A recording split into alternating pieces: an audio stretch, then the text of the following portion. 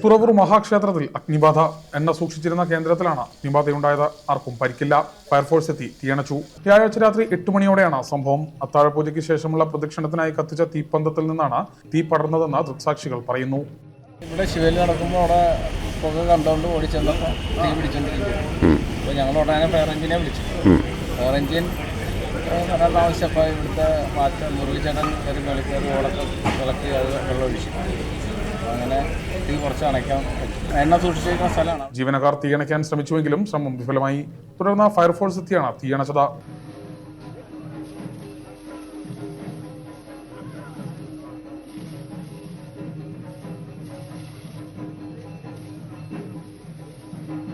ഇത് ഞങ്ങൾ അവിടെ നടപ്പന്തലിരിക്കുന്ന സമയമാണ്. നടപ്പന്തലിരിക്കുമ്പോൾ പെട്ടെന്ന് ഇവിടെ നിന്ന് ഒരു തീ ഇതിൻ്റെ മേളിലേക്ക് പൊങ്ങണമുണ്ടുണ്ട്. കിഴക്കേ കൂട്ടുകാരെ അവിടെ നിന്ന് പൊങ്ങണമുണ്ടാണ് ഞങ്ങൾ പെട്ടെന്ന് ശ്രദ്ധിച്ച്. അപ്പോൾ തന്നെ ദേവസ്വത്തിൻ്റെ ആൾക്കാരെ ഞങ്ങൾ വിളിച്ചു പറഞ്ഞു. ഉടനെ അവർ വന്ന് നോക്കി. അപ്പോഴത്തേക്കും തീ ആളി പടർന്നു. അപ്പോൾ ഉത്തരത്തിനും മറ്റുള്ളതിനൊക്കെ തീ പിടിച്ചിട്ടുണ്ട്. താഴെ എണ്ണപ്പാട്ടകളാണ്. അപ്പോൾ എങ്ങനെയാണ് തീ പിടിച്ചതെന്ന് ഞങ്ങൾക്ക് വ്യക്തമല്ല. പക്ഷേ മൊത്തത്തിൽ തീ പിടിച്ചിട്ടുണ്ട്.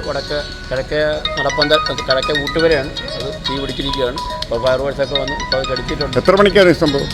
ഇപ്പോൾ ഏകദേശം ഒരു 7:30-7:45 സമയമായിട്ടുണ്ട്. ശിവേലി എഴുന്നള്ളിക്കുന്ന സമയത്ത് ആ സമയത്താണ് ഈ സംഭവം ഉണ്ടായിരിക്കുന്നത്. വളരെ ശ്രദ്ധക്കുറവുള്ള കാര്യങ്ങളാണ് ഇപ്പോൾ നമ്മൾക്ക് മനസ്സിലാക്കാൻ സാധിക്കുന്നത് ഇവിടെ നിന്ന്. അതായത് ശരിക്കും പറഞ്ഞാൽ ക്ഷേത്രത്തിൻ്റെ ചുറ്റുവട്ടാണ് നമ്മൾ ആധികാരികമായിട്ടൊന്ന് ശ്രദ്ധിക്കേണ്ടത്. ക്ഷേത്രത്തിൻ്റെ പടിഞ്ഞാപ്പുറത്തൊരു കെട്ടിടം തന്നെ അനാഥമായിട്ട് കിടക്കുകയാണ്. അനാശാസ്യ പ്രവർത്തനങ്ങളുടെ കൂടാരമായിട്ട് കിടക്കുകയാണ്. ഈ ക്ഷേത്രത്തിൻ്റെ സംരക്ഷണ കവാടങ്ങളിലെല്ലാം തന്നെ വണ്ടികളും മറ്റും പാർക്ക് ചെയ്ത് അനാശാസ്യ പ്രവർത്തനങ്ങളുടെ ഒരു മേഖലയായിട്ട് ഇതിൻ്റെ ചുറ്റുവട്ടം മാറിയിരിക്കുകയാണ്. പക്ഷേ ഇത് പറയാൻ ദുഃഖമുണ്ട്. നമ്മുടെ ക്ഷേത്രത്തെ സംരക്ഷിക്കേണ്ട രീതിയിൽ ഇപ്പോൾ ഇവിടെ കാത്തു രക്ഷിക്കുന്നില്ല എന്നുള്ള ഒരു സത്യാവസ്ഥ. അത് മാറ്റിയെടുക്കണം. അതിന് വേണ്ടിയിട്ട് ബന്ധപ്പെട്ട ആൾക്കാർ, ഉദ്യോഗസ്ഥന്മാർ, അല്ലെങ്കിൽ ജനപ്രതിനിധികൾ എല്ലാവരും മുന്നോട്ട് തന്നെ വരണം. ഇപ്പോൾ ഇത് തീപിടുത്തമായിട്ടൊന്നും ഉണ്ടായിരിക്കുന്നതിൽ നമുക്ക് പ്രത്യേകിച്ച് ദുരൂഹതയൊന്നുമില്ല. എന്തോ കയ്യബദ്ധ ആർക്കോ പറ്റിയിരിക്കുന്നതാണ്, അത്രേ മനസ്സിലാക്കുന്നുള്ളൂ. ബാക്കിയുള്ള ഉദ്യോഗമായിട്ട് അവർ തന്നെ സ്ഥിരീകരിക്കേണ്ട ഈ കാര്യമാണ്. സ്ഥിരീകരണം വരേണ്ടത് ആ ഭാഗത്ത് നിന്ന് തന്നെയാണ്.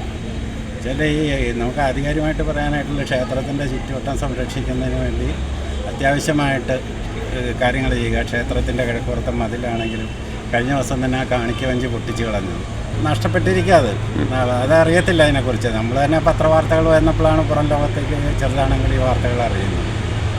അപ്പോൾ ഇത് ആധികാരികമായിട്ടുള്ള ആൾക്കാർ ഇത് കൂടുതൽ ശ്രദ്ധിച്ച് കാര്യങ്ങൾ മുന്നോട്ട് കൊണ്ടുപോയാൽ പോകണം. ഇങ്ങനെയല്ല ഈ ക്ഷേത്രത്തിൻ്റെ അവസ്ഥ ഇത്രയും നാളുണ്ടായിരുന്നത്.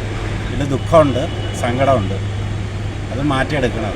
അതിനുവേണ്ടി എല്ലാവരും ഒരുമിച്ച് മുന്നിട്ടിറങ്ങണമെന്നുള്ള ഒരു അഭ്യർത്ഥന, അപേക്ഷ മാത്രമേ എനിക്കിപ്പോൾ തരണത്തിൽ പറയാനുള്ളൂ. ഇത് പറയാൻ വേണ്ടിയിട്ടുള്ള ഒരു വേദിയായിട്ടല്ല ഇപ്പോൾ ഇവിടെ എത്തിയത്. ഈ ആദർശമായി മനസ്സിൻ്റെ ഉള്ളിൽ നിന്ന് വന്നു പോകുന്നതാണ് ഈ കാര്യങ്ങൾ.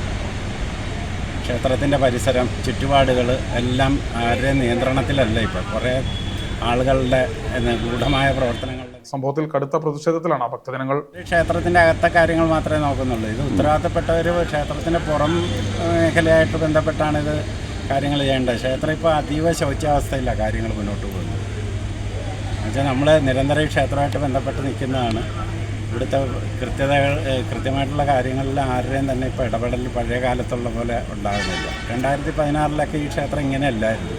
അതിനുശേഷം ഇതിങ്ങനെ ഓരോ ദിവസം ചെല്ലും തോറും മൂല്യച്യുതി കുറഞ്ഞു വന്നുകൊണ്ടിരിക്കുകയാണ്. സങ്കടമുണ്ട്. Win media, Cherthala.